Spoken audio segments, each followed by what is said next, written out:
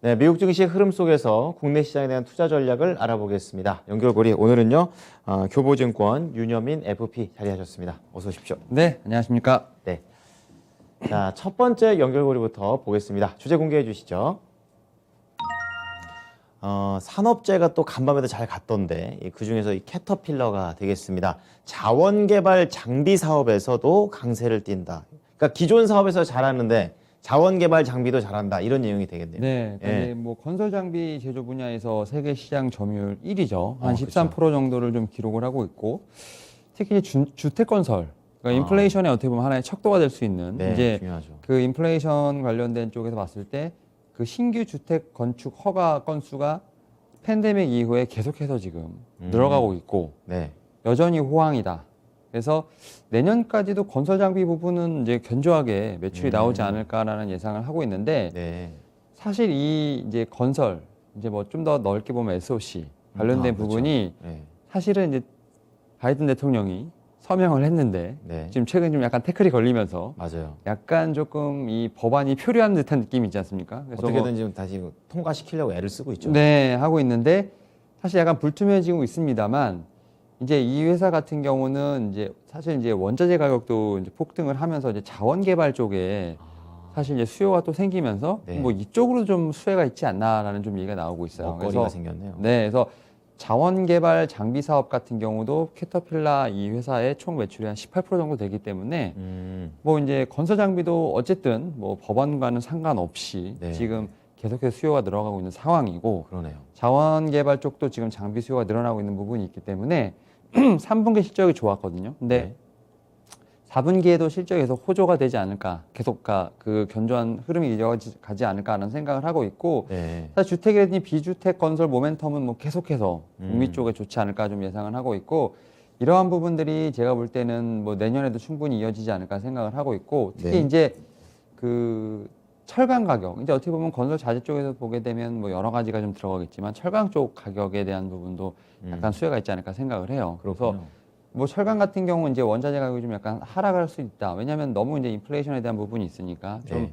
어쨌든 각국에서 인플레이션 잡으려는 노력을 할 것이고, 그렇죠. 그런 측면에서 봤을 때 물가가 안정이 된다고 하면 원자재 가격도 분명히 안정이 될 것이고, 그럼 그렇게 되면 이제 상품을 같이 팔더라도 어쨌든 분명히 업사이드가 좀 있지 않을까라는 좀 생각도 하고 있어요. 그래서 지금 뭐 위드 코로나 관련된 종목들이 사실은 작년, 그러니까 올해 한 7월부터 시작해서 조금 시세가 나오다가 다시 이제 오미크론 나오고 막 계속 이러면서 그렇죠. 10월, 11월에 네. 다시 좀 힘들었던 부분이 있습니다만, 네. 어쨌든 이제 시간과의 문제라고 생각을 하면서 저점은 지났다. 그러니까 시간이 지나면 이제 오미크론에 대한 우려는 뭐 간밤에 나왔지만 점점 네. 위협이 안 된다 이렇게 생각하시는 거죠? 그러니까 좀 위협이 안 된다기보다 약간 이런 느낌인 것 같아요. 그러니까 이미 선 반영을 했고, 그러니까 실생활에서는 분명히 계속해서 그렇죠. 네. 그런 부분이 있겠습니다만, 네네. 이제 주식시장에서는 이제 내성이 생긴 거죠. 그래서 사실은 처음 나왔을 때보다는 뭐 변이 바이러스 나올 때, 그다음 오미크론 그렇죠. 나왔을 때 네. 어떻게 보면 이런 변이 바이러스가 경제 성장에 과연 이제 큰 타격을 줄 것인가에 대한 부분들을 생각을 그게 해본다면 이제 쟁점이었죠. 예. 여전히 이제 조금은 타격을 주겠습니다만 조금은 효과가 감소한 느낌이 있기 때문에, 이런 측면에서 봤을 때 지금 건설, 건자재 같은 경우도 내년에 분명히 추가적으로 상승 사이클이 있지 않을까 그렇죠.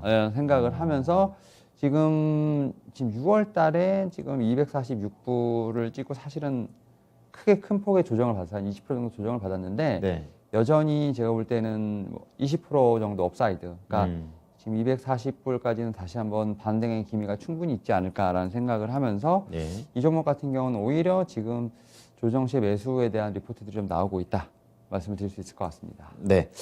자, 지금 싸다 이런 내용이 될 텐데요. 그렇다면은 이 캐터필러하고 국내 종목들, 전 딱 한 종목밖에 떠오르지가 않습니다. 어떤 종목 볼까요? 일단 뭐 두산밥켓이 가장 네. 대표적이 아닐까 생각을 하고 있고, 네. 근데 사실 이제 건설자재 관련돼서 이제 결국은 이제 미국이 얼만큼 수출을 잘 하느냐, 그렇죠. 그렇죠. 그러면서 이제 거기에 또 인프라 법안에 대한 약간 모멘텀이 있었는데, 앞서 말씀드린 것처럼 사실은 이 법안이 좀 불투명하다 보니까 어떻게 이제 좀 수출이 좀 막히지 않냐, 뭐 아니면 좀 더 이런 그 내수가 좀 늦어지지 않을까라는 우려가 좀 분명히 있었습니다만, 네. 앞서 말씀드린 것처럼 여전히 미국 주택은 좀 호황을 맞고 있는 부분이 있고 그런 거랑 상관없죠. 예, 인프라 쪽에 대한 어떤 추가적인 모멘텀이 없을 수도 있겠지만 여전히 제가 볼 때는 그 주택 관련된 부분에서 좀 충분히 제가 볼 때는 수출에 대한 부분 내년에도 좀 기대해볼 수 있지 않을까 생각을 하고 있고 네. 사실은 그리고 이제 제가 KCC라는 종목을 하나 더 가져왔는데 아, 네. 최근에 보게 되면 이제 이 건설 장비 같은 이런 좀 건자재 네. 어떻게 보면 우리가 볼 때 좀 중공업이라고 생각을 할 수 있는데 이제 이 회사들도 조금씩은 이제 좀 다른 사업을 좀 하려고 하는 부분들이 있어요. 아, 그러니까 그래요? 네, 그러니까 결국 뭐 보게 된다면 이제 뭐 자원 개발부터 시작해서 이런 것도 있지만 뭐 이제 약간 화학과 좀 어느 정도 연관이 되면서 뭐 실리콘 사업 같은 그러니까 이런 식으로 좀 어떻게 보면 사업의 확장이 영역되는 거, 약간 이제 사업의 크로스오버가 좀 일어나면서 산업 간에도 그래서 그런 측면에서 봤을 때 뭐 건자재 어떤 본업도 분명히 중요하지만 뭐 화학이 이제 화학 섹터에서 보게 되면 대부분 뭐 2차전이라든지 태양광으로 진출하는 것처럼 그렇죠. 예. 이런 것도 이제 좀 사업의 영향을 넓혀간다는 측면에서 봤을 때 KCC 같은 경우도 한번 시세가 좀 크게 나왔다가 지금 최근에 좀 많이 좀 조정이 나왔는데 오히려 지금 뭐 그 창호라든지 뭐 이런 쪽 분명히 본업도 있지만 뭐 실리콘 같은 어떤 이런 좀 새로운 사업에 대한 부분에 어떤 집중도도 좀 있다고 생각하기 때문에 네. 한번 이런 쪽을 좀 다시 두루두루 보시는 것도 하나의 방법이 아닐까 생각하고 있습니다. 네. 건설 자재와 관련해서 장비와 관련해서 캐터필러였습니다. 국내에서는 두산 밥캣 그리고 KCC까지 연결을 해봤습니다. 자, 두 번째 연결고리 보겠습니다. 주제 공개해 주시죠. 얘는 항공으로 뜁니다. 보잉 쪽인데요. 항공업 업황 회복에 따른 실적 개선의 본격화가 전망된다. 이제는 다시 한번 날아오르는 겁니까? 확실히 이제 보잉이 어떻게 보면 네. 지금 이제 항공사에서 약간 대장주격을 그쵸. 좀 보여주고 있는데 지금 이제 21일 날 이제 UPS로부터 화물 수송기 19대 주문을 받았다라고 좀 발표가 나왔습니다. 택배 회사네요. 네.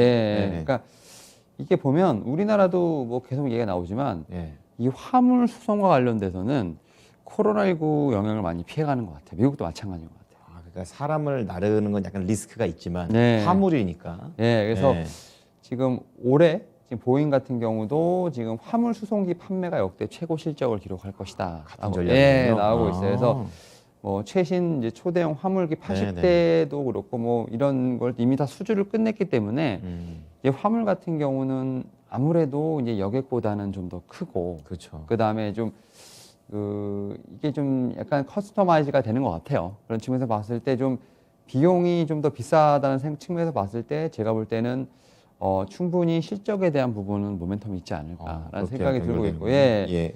지금 뭐 한 번 얘기를 나오는 거 보니까 지금 뭐 몇만 톤까지도 좀, 그러니까 52.4톤 정도까지도 한 번에 화물을 나를 수 있다고 합니다. 한 비행기예요? 예. 그래서 그럴 정도로 지금 보잉 767 화물기는 상당히 좀 큰 52톤이면 상상이 안 가는데 아무튼 여객기에 그렇게 실어서 날린다고 하니까 여객기의 규모까지도 네. 추정을 해볼 수가 있는 거군요. 그런 측면에서 봤을 때 일단은 화물에 대한 부분은 충분히 이제 입증이 된 거죠. 네. 근데 이제 캐터필러와 마찬가지로 사실은 이제 이 보잉도 지금 항공 산업도 이제 위드 코로나의 어떤 지연 네, 그렇죠. 이런 걸로 인해서 주가가 많이 억눌렸던 부분이 있는데 특히 이제 뭐 여기서도 보게 되면 인도 그다음 중국 향의 어떤 지금 발주가 살짝 좀 늦어지는 부분이 좀 있는 것 같아요. 영향이 있군요. 네, 아무래도 뭐 인도 같은 경우도 그렇고 중국 같은 경우도 그렇고 워낙 인구가 많고 네. 코로나19 관련돼서도 지금 사실은 좀 방역에 대한 부분이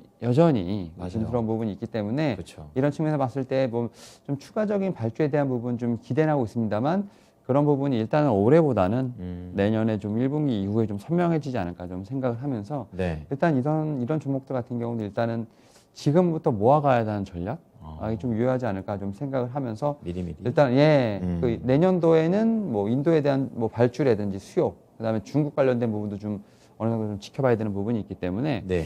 제 생각에는 이제 시간과의 싸움이라고 생각을 하면서 이런 이제 위드 코로나 관련된 종목들을 이제 미국에서는 조금 봐야 되지 않을까 생각하고 있습니다. 네.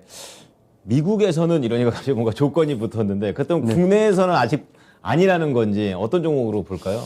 일단 한국에서도 보게 되면 화물 수송 관련돼서 이제 넘버 원은 대한항공이죠. 예. 근데 사실 저는 대한항공도 실적이 엄청 잘 나왔어요. 그러니까 사람 대신에 화물 날라서. 네. 근데 제가 이제 미국이라고 말씀드렸던 게 뭐냐면 아직까지 시장의 관심, 중심에 못 들어오고 있어요. 위드 코로나 관련된 종목들이. 그러니까 실적이 좋고 어느 정도 이제 시간과의 싸움이 그렇죠. 있다고 예. 좀 생각을 하지만 그렇죠. 여전히 주목받지 못하는 섹터이기 때문에 수급이 사실은 그렇게 썩 좋진 않아요. 네. 그런 측면에서 봤을 때 충분히 저점에서 모아가는 전략은 유효하지만 좀 시간이 걸릴 것이다. 라는 좀 생각을 좀 말씀을 드려보도록 하겠고, 네. 그리고 이제 대한항공은 먼저 이제 수송으로 상당히 좋은, 이제 화물 수송으로 좀 상당히 실적이 좋다라고 말씀드릴 수 있을 것 같고, 네. 진에어를 좀 제가 하나 가지고 왔는데, 진에어는 사실 이제 국내 쪽, 그 다음에 이제 아무래도 LCC 쪽이라고 좀 말씀드릴 수 있을 것 같은데, 그렇죠. 작죠. 진에어 같은 경우는 최근에 이제 보잉 항공기를 좀 도입을 했어요. 그러니까 이제 LCC도 이제는 어떤 노력을 하고 있는데 이런 부분이 좀 어느 정도 이제 빛을 발해야 되는 순간이 이제는 좀 오지 않을까라는 생각을 하면서 네.